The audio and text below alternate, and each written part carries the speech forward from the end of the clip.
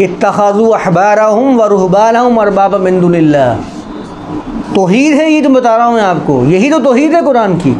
और हम लोग तौहीद के लिए रिवायतें पेश कर रहे होते हैं। आज कुरान और हदीस का दर्स होगा भाई, किस पे होगा? तौहीद पर होगा। अरे भाई तौहीद तो खुद एक चाहती है, आप तौहीद की बात कर रहे हो। तौहीद तो एक की बात करता है, तो कुरान एक है ना, हदीस कहाँ से आ गए बीच में? तौहीद तो चाहता ही एक है, तो आप दो की बात कैसे कर रहे हो? कुरान और हदीस क्यों कह रहे हो? आपका कुरान एक, जब आप एक के बन जाओगे तो एक की बात करोगे, जब आप दो के बन जाओगे तो कभी एक की बात नहीं कर सकते। फिर तो आपके अंदर खुद एक शिर्क मौजूद है, आप तो खुद शराकतदारी कर रहे हो उस चीज़ के अंदर भी जो पेश कर रहे हो, उस दावे पे पूरे उतर ही नहीं रहे हो। आपको तौहीद बयान करनी तो पहले एक की बात करो। मैं आपको एक आयत बताता हूँ सूरह इखलास की। ज़ालिमों ने इसके ऊपर भी काम पे लगा दिया लोगों को, कहते हैं 3 दफ़ा सूरह इखलास पढ़ो, पूरा कुरान पढ़ लिया। वो बंदा खुश, बाहर निकल रहा फ़ख्र से, हाँ भाई क्या पूरा कुरान पढ़ के आया हूँ, क्या पढ़ा? 3 दफ़ा सूरह इखलास पढ़ी है। अरे भाई अगर सूरह इखलास ही भेजनी थी पूरे कुरान की जगह तो सूरह इखलास ही भेजा था अल्लाह ताला। तुमने समझा ही नहीं सूरह इखलास के मायने को, तुम जानते ही नहीं सूरह इखलास में है क्या चीज़, और तुम बोले पूरा कुरान पढ़ के आ गया, सूरह इखलास पढ़ ली। तो ये कौन सा पूरा कुरान है? तो फिर बाकी कुरान क्यों पढ़ेगा? वो हर नमाज में सूरह इखलास पढ़े जा रहा है, पढ़े जा रहा है, पढ़े जा रहा है। उससे तुमने रिवायत पेश कर दी कि साहबी हर नमाज में सूरह इखलास पढ़ा करते थे, हर रकात के अंदर। वो तो खुश है, उसको क्या चाहिए? छोटी सी सूरत जल्दी पढ़ी, फारिग। हर चीज़ के अंदर सहूलत पेश करने की कोशिश करते हैं, हर फ़िरके की तस्कीन सामान पेश कर देते हैं, हर बंदे की तस्कीन सामान पेश कर देते हैं रिवायत के ज़रिए। मैंने आपके सामने एक मरतबा जिक्र किया था, जैसे खुदा का तस्वुर आपके जहन में होगा, आपकी इनफरादी और इज्तिमाई ज़िंदगी उसी के मुताबिक चल रही होगी।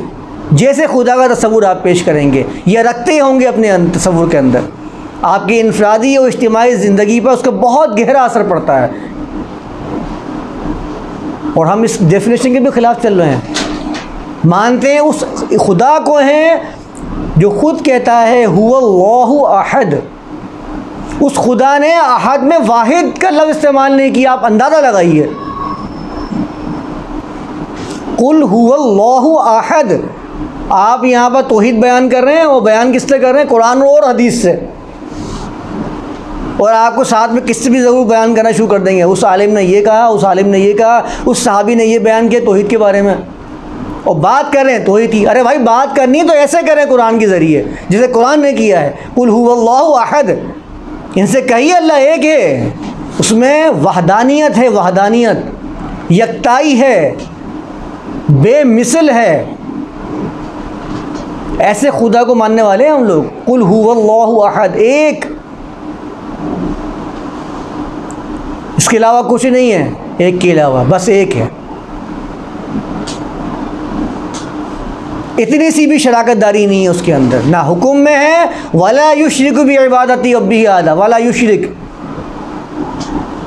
और जो अल्लाह ताला को मानने वाला है वो उसकी इबादत में भी किसी को शरीक नहीं करता, और अल्लाह अपने हुक्म में भी किसी को शरीक नहीं करता। इसको कहते हैं कुरान की तौहीद। कुल हुवल्लाहु अहद, इनसे कहो कि अल्लाह एक है। तुम अल्लाह के मानने वाले हो तो अपने अंदर यकताई पैदा क्यों नहीं करते? अपने अंदर इत्तिहाद पैदा क्यों नहीं करते? अपने आप को ऐसी कौम क्यों नहीं बनाते जो दुनिया में अलग ही नज़र आए? बोले यार ये की बस एक ही कौम है मुसलमान, और एक होना चाहिए मुसलमान। जब आप हो अल्लाह को मानने वाले तो एक, बस सब एक होने चाहिए, फ़िरके नहीं होने चाहिए उसके अंदर। फ़िरके तो अलग, फ़िरके तो जुदाई जाते हैं, फ़िरके जुदाई जाते हैं। अरबी ज़बान में फ़र्क मांग को कहते हैं, जो आप सर के बीच में निकालते हैं या साइड में निकालते हैं। उससे क्या होता है? आपके बालों का एक हिस्सा इधर चले जाता है और एक हिस्सा इधर चले जाता है। जुदाई हो रही है, बाल ही हैं दोनों, लेकिन आपने क्या क्या जुदाई कर दी दोनों के अंदर। तो जिस खुदा को हम मानने वाले हैं उन लोगों की सिफ़ात ये होनी चाहिए कि उनमें यकताई होनी चाहिए। कुल हुवल्लाहु अहद, यही तो है अस्माउल हुस्ना, जिसको पैदा करने के लिए अल्लाह ताला ने अपने नामों की बताया, अपनी सिफ़ात के बारे में वाज़ेह किया कि ये मेरी सिफ़ात हैं, तुम में यही सिफ़ात चाहिए, क्योंकि तुम्हारे अंदर अल्लाह ताला की रूह है। वनफ़ख्तु फ़ीही मिन रूही, तुम्हारे अंदर रूह किसकी है? अल्लाह ने अपनी रूह में से एक रूह तुम्हारे अंदर डाली है, फूंकी है। तो तुम्हारे सामने जो मिसाल होनी चाहिए ज़ात की, वो अल्लाह की ज़ात होनी चाहिए, जिसकी मिसाल के मिसल तुम्हें बनना है। पूरे कुरान के अंदर अल्लाह ताला ने अपने नामों की, अपनी सिफ़ातों की बयान ही इसलिए किया है कि वही सिफ़ात इंसान को अपने अंदर पैदा करनी है। अल्लाह रब है तो तुम्हें रबूबियत इख्तियार करनी है लोगों के लिए, इंसानियत के लिए, उनकी तरबियत के लिए, उनकी नशो-नुमा के लिए। अल्लाह रज़्ज़ाक़ है तो वो रज़्ज़ाक़ियत इख्तियार करनी है। अल्लाह खालिक है, तुम्हें खलक़ियत को इख्तियार करना है, चीज़ों को तख्लीक करना है। करे ना तख्लीक चीज़ों को। कुल हुवल्लाहु अहद, उनसे कह दो कि अल्लाह एक है। अल्लाहु समद, समद का माना पता है आप लोगों को क्या है? समद का माना हम लोग आम तौर पर करते हैं वो बेनियाज है। अब वो बेनियाज के अंदर भी नियाज वाले नियाज ढूंढ लेते हैं। मुश्किल तो यही है हमारे यहाँ, कहाँ से लेकर आते हैं, कहते हैं अल्लाह तो बेनियाज है तो उसको नियाज की ज़रूरत है। जाओ हुसैन की दिलाओ, रसूल की दिलाओ, जिलानी की दिलाओ, अब्दुल कादिर की। अब आप बताइए कि ज़हन इंसान का किस दर्जे गुमराह हो जाता है, इंसान किस किनारे पे पहुंच जाता है कि वो बेनियाज तर्जुमे के अंदर से वो निकाल रहा है। वही नहीं देख रहे समझ का मतलब निकाल रहा है। वो तो तर्जुमे वाले से पूछो ना, बेनियाज तर्जुमा क्यों किया तुमने, या उर्दू का लफ्ज़ नियाज बनाया है क्यों, फ़ारसी से उर्दू में आया है। अल्लाहु समद, समद अरबी ज़बान में एक बड़ा वसी लफ्ज़ है। समद का माना होता है ऐसी शख्सियत कि जो अपने मामलात में, अपने इरादे के अंदर अपनी ज़ात को कायम रखने के लिए किसी की मोहताज ना हो और दुनिया भर के लोग उसके मोहताज करार पाएँ। इसको कहते हैं अरबी ज़बान में समद, अल्लाहु समद। मैं भी शायद इसको अभी बयान नहीं कर पाऊँगा जिस तरीके से इसको बयान करने का हक़ है। अल्लाहु समद, जिसको अपने इरादे की तकमील के लिए, अपनी ज़ात को कायम रखने के लिए किसी चीज़ की मोहताजगी नहीं है, बल्कि जितनी चीज़ें हैं वो सब की सब उसकी मोहताज हैं, उसकी तरफ रुजू करती हैं। तो आपको ऐसी कौम बनना है कि दुनिया आपकी मोहताज नजर आए। आप दुनिया के मोहताज नजर थोड़ी आए, क्योंकि आप तो उस रब को मानते हैं जो बेनियाज है, जो गैर मोहताज है, जिसको किसी की परवाह नहीं होती है कि कोई उसकी बात सुनता है या नहीं सुनता, उसको इसकी परवाह नहीं है। वो अपने कानून इस कायनात के अंदर जारी फरमा देता है। अगर कोई इस कानून की खिलाफ वर्जी करता है तो उसका अपना नुकसान है, अल्लाह का कोई नुकसान नहीं है। तो ऐसे खुदा को, ऐसे अल्लाह को मानने वाली कौम का काम ये होना चाहिए कि दुनिया में एक हो, अलग ही नज़र आ रही हो और आपस में भी एक हो, और उसके अंदर समदियत पाई जाए कि अपने आप के अंदर जो है वो मजबूत हो, लोग उसके मोहताज नज़र आए, वो मोहताज नज़र नहीं आए कौम। ये चाहता है अल्लाह ताला इंसानियत से, जो उसके मानने वाले हैं उनसे। अगला जुमला देखें, लम यलिद वलम यूलद। ना अल्लाह की कोई औलाद है, ना अल्लाह किसी की औलाद है, ना अल्लाह ने किसी बच्चे को जन्म दिया है, ना अल्लाह को किसी ने जन्म दिया है। लम यलिद वलम यूलद, इतना ही पढ़ा है ना हम लोगों ने, लम यलिद वलम यूलद। ना वो किसी का बाप बेटा है, ना वो किसी का बाप है, यही हम पढ़ते हुए आ रहे हैं। आप इसका मतलब तो समझें। मतलब इसका यह है कि अल्लाह ताला की किसी से ख़ानदानी कोई रिश्तेदारी नहीं है, कोई रंग और नस्ल और खून का कोई अल्लाह ताला का रिश्ता किसी से भी नहीं है। तुम जो रिश्ते साबित कर रहे हो, निस्बतें साबित करो, ये सब बातिल है। अल्लाह ताला का बस एक ताल्लुक़ है लोगों के साथ, इन्ना अक्रमकुम इंदल्लाहि अत्क़ाकुम। जो अल्लाह ताला के कानून की निगहदाश्त करेगा, अल्लाह के नज़दीक तो वही इज़्ज़त वाला करार पाएगा। बस कोई जितनी निस्बत साबित करनी है साबित करते रहो। तुम्हें अगर अब्दुल कादिर जिलानी की निस्बत साबित करनी है तो साबित करते रहो, अंबिया की निस्बत साबित करनी साबित करते रहो। अल्लाह की किसी से कोई रिश्तेदारी नहीं है। लम यलिद वलम यूलद,